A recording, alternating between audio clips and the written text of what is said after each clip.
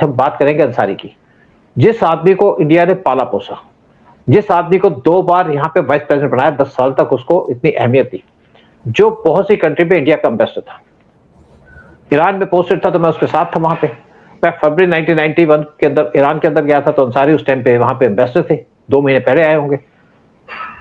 सब कुछ ठीक चलता रहा, बड़े शरीफ आदमी लगते थे। लेकिन जब वहां पे एक आदमी का किडनैपिंग हुई, उसका नाम था संदीप कपूर। वो दिल्ली से आया था, एम्बेसी में काम करता था, एमबीए का एम्प्लॉय था, और उसको किडनैप कर लिया। तो शोर मच गया कि एक आदमी को किडनैप कर लिया है। वो जब वहां पे उनके मेहराब एयरपोर्ट पे पहुंच लैंड किया तो किसी को लगा कि शायद कुछ हरकत होगी, तो अंसारी ने इमीडिएटली रिपोर्ट भेजी कि ये इसको अरेस्ट कर लिया गया, पकड़ा गया, उसको ढूंढ रहे हैं, पकड़ा गया कि नहीं पकड़ा गया, और इसके खिलाफ चार्ज लगाया कि ये किसी की लड़की से इन्वॉल्व था।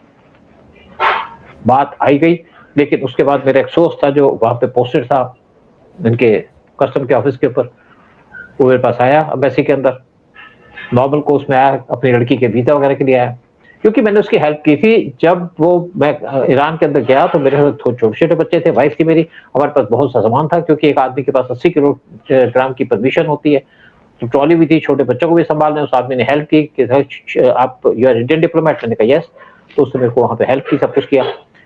तो उसके बाद कहता मेरा काम है, मैंने कहा ये, मैंने उसको एक स्टूडेंट वीजा दिया जो उसकी लड़की को चाहिए था, डॉक्यूमेंट्स थे, तो मैंने वीजा दे दिया उनको।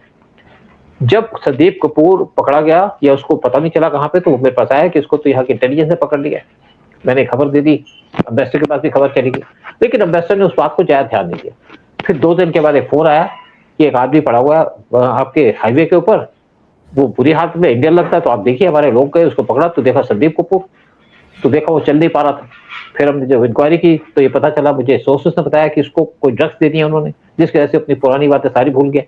लेकिन हमीद अंसारी ने उसके बारे में लिखा कि ये लड़कियों के अंदर इन्वॉल्व था और इसलिए उसको वहां की इंटेलिजेंस ने पकड़ लिया।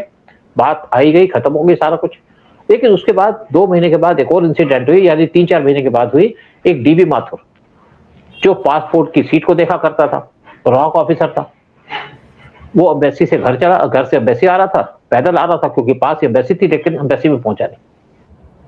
हड़कंप मच गया, लोग लाइनों पे खड़े हो गए कि हमारे पासपोर्ट का रिन्यूअल है। ढूंढने की कोशिश की गई, सारे हॉस्पिटल चेक कर दिए गए, सारे पुलिस स्टेशन पे चेकिंग कर दी गई, उसका कोई पता नहीं चला। रास्ता भी चेक कर दिया, कोई पता नहीं चला। एक दिन तक कुछ नहीं हुआ, सेकंड डे फिर कुछ उसका पता नहीं था। तो यहाँ पे घबराहट होनी शुरू हो गई, और अंसारी को कोई चिंता नहीं थी। इन द मीन टाइम मैं वहां से निकल गया, और निकल के मैंने जाकर के एक आदमी को पकड़ा जो मेरा सोर्स था, करेक्शन था, उसके साथ मैंने अपना रूट चेंज किया।